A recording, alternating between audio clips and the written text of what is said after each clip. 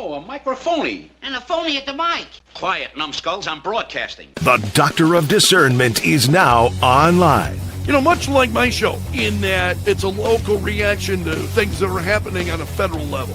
Dispensing a daily dose of common sense. No prescription required. Wow, do I have a boatload of stuff for you, from the crazy to the absurd. Let's start getting into it because, I mean, it is bizarro world out there. And I say, if it's obvious to me, should be obvious to everybody. Oh, wow. Who could have seen this coming? This is the Fourth Hour with Greg Belfrage. Hold on to your butts. Broadcasting from my basement bunker beneath Kello Radio. Welcome to the Fourth Hour. Hope you had a great Thanksgiving, a terrific weekend. Mine was sensational. I really 4 days off. So I felt very, very spoiled. So it was nice that I think for those of us who get that much time off, I know a number of you don't. Friend and I were just talking about that. So I hope at least part of your Thanksgiving was very memorable, enjoyable. Great to have you along this morning. So let's see what's going on. We got President Trump, who said yesterday this issue about Pete Hegseth and the Washington Post doing a report claiming that Hegseth ordered no survivors in the strikes on the Venezuelan drug boats. And President Trump saying yesterday, he didn't believe it. He didn't believe the report. He said, Pete did not order the death of those two men. He told reporters yesterday.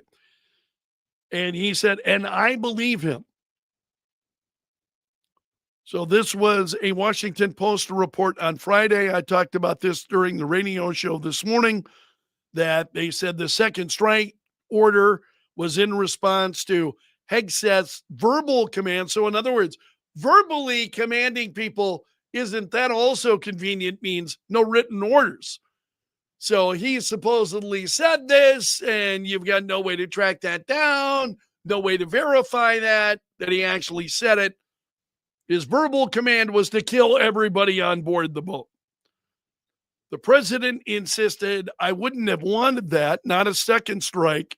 And he said the administration will look into the issue, but he said he did not say that. And I believe him 100%. So Hegseth also denied the report.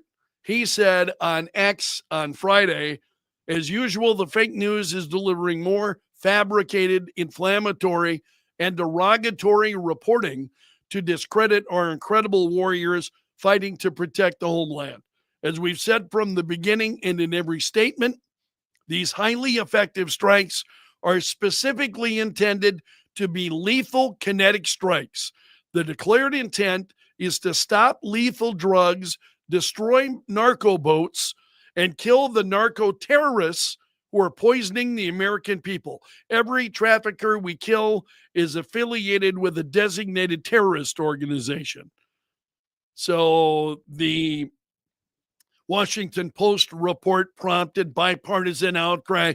Give me a break. Give me a break, because the so-called bipartisan outcry it's usually the same suspects. It's the usual suspects who are all wound up. We'll see. Democrats are always wound up. Anything Trump does, Trump administration does. So that's remains a big story yet this morning. The president and Minnesota Governor Tim Walz. Isn't it convenient? President Trump, this is reporting from The Hill. President Trump on Sunday took a swing at Minnesota Governor Tim Walz over comments the governor made in which he pressed the president to release the MRI results.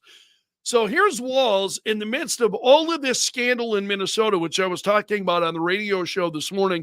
If you missed it, you can find it in my podcast section at kello.com. Just listen to the Greg Belfrage podcast. All that information is there for you.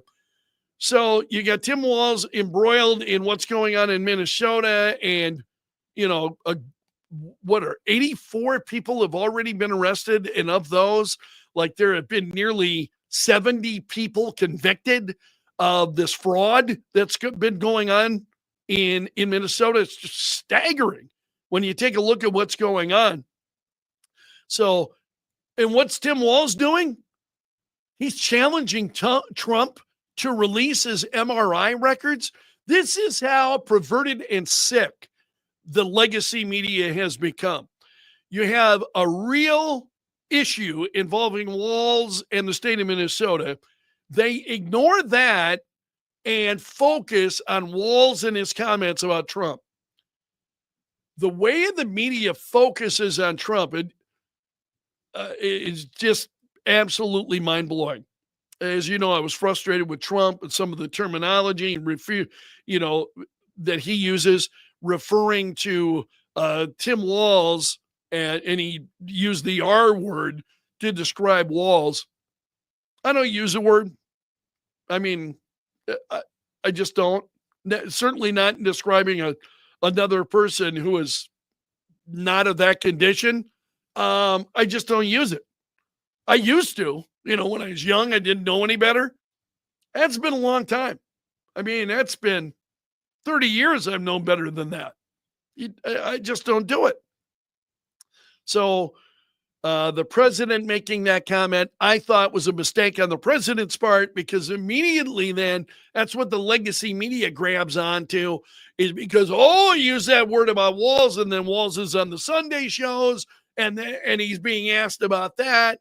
And those were the reports. Now, Walz was also asked about some of the issues involving Minnesota, but the stories making headlines were not what happened, and what's going on in Minnesota. It's Walz and his reaction to Trump because of the terminology that Trump used. This is just how the media operates, and it's sickening to watch it transpire. Just so frustrating. So now, reporter on Air Force One, Governor Walz asked you to release the MRI records.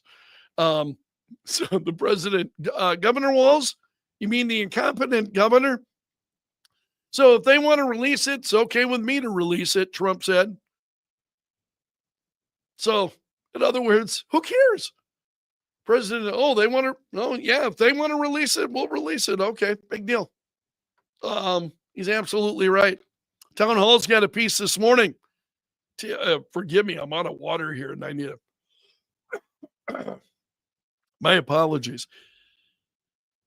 This is Amy Curtis at townhall.com. She's got a piece. Minnesota has a major problem with Somali immigrants defrauding state taxpayers for billions. This includes the Feeding Our Future program, housing programs, and the state's Medicaid program. Minnesota announced in October it was pausing payments to 14 Medicaid-funded programs due to fraud concerns. Over the weekend, the Minnesota Star Tribune noted the state is keeping information about those Medicaid programs under wraps. Yeah, don't tell anybody. You don't want to tell anybody about what's going on. Just absolutely incredible. And Amy Curtis says, could it be they're trying to protect Somalis? Possibly. Goes on to make the case. It's just absolutely incredible. And she writes, it's so bad that even the New York Times can't run cover for Walz anymore. Yeah, that is just a freak show watching him and what's going on in Minnesota. Also, I don't know if you saw this story over the weekend, and this is at Breitbart, because the president announced on Saturday that airlines and pilots should consider the airspace over Venezuela to be shut down. This was on a post on True Social. He said to all airlines, pilots, drug dealers, human traffickers, please consider the airspace, now all capital letters, the airspace above and surrounding Venezuela to be closed in its entirety. President can't do that. It's not U.S. airspace. It's So where this is going to go, we'll see. But the president had pretty short conversations with Maduro over the weekend, and basically told him, leave now. leave now, and that's it. You're and refusing to give him anything that he wants, which I think is pretty wild. Okay, there were a couple of other stories. I want to share a couple of these with you this morning.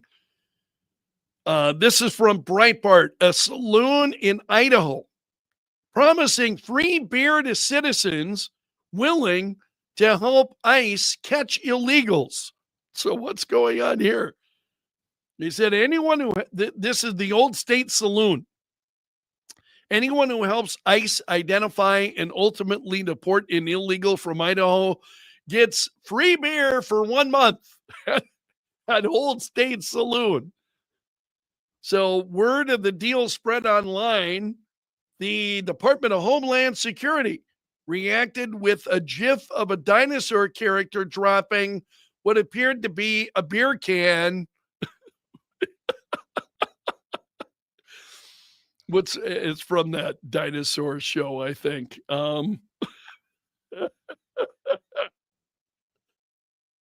So Old State Saloon then followed it up, said, if you'd like to claim your free beers, send a detailed email with any evidence, photos, videos, summary of events, dates, and times, and then they have their email address here. That's pretty wild. So you see businesses who are all on board this effort to try to, somebody's in the country illegally, get them out of the country. It's just incredible what we've seen happen over the course of the last few years. Black Friday, of course, we just passed. Today is Cyber Monday. And I asked on Facebook how many of you, if you're into technology at all, and you're into stuff Cyber Monday, and but also just shopping online. How much of your shopping do you do online? I'm doing more and more of my shopping online. And I'm just sending cash to. I mean, my son is down in Texas, and he and his family, and I will just send money to him. I'll send him money, and I'm like, hey, listen, you know what you most need, and I'm trusting him to spend it wisely, but I just send him money. But Black Friday spending actually went pretty well. It was a good kickoff to the holiday. So overall retail sales, excluding automotive, rose over 4% from last year, according to MasterCard Spending Pulse. So that's pretty good news. The chief economist at the MasterCard Economics Institute said it clearly shows that the consumer has the ability to spend. So pretty good crowds over Black Friday spending. When was the last time you went out on Black Friday? It's been a long time for me. I won't do it. I've done it before, and there was a time that I was kind of into it. Period of time when I had kids, especially, and no, I just I'm no fun, ladies and gentlemen. I'm just no fun. Haven't you figured that out by now? Yeah, I just don't like going out. What I really need to do is I need to start doing my Christmas shopping in June. I can get around easily. It's warm. I think if I were smart, that's what I would begin doing. All right, we're going to leave it there for today. You have made it to the end of the video. So you are part of my gallery of champions. I really want to thank all of you. If you're not a subscriber on YouTube, please hit the subscribe button on YouTube. Very, very close to achieving 500 subscribers. Need your help to get there. So if you'll subscribe, greatly appreciate it. Special salute to the Bunker Brigade. Those are the folks that are here each and every day, commenting, sharing their thoughts. and I love hearing from all of you. You can drop me an email anytime. greg.belfrage@kelo.com is my email address. And until tomorrow, my friend, I'm underground and gone.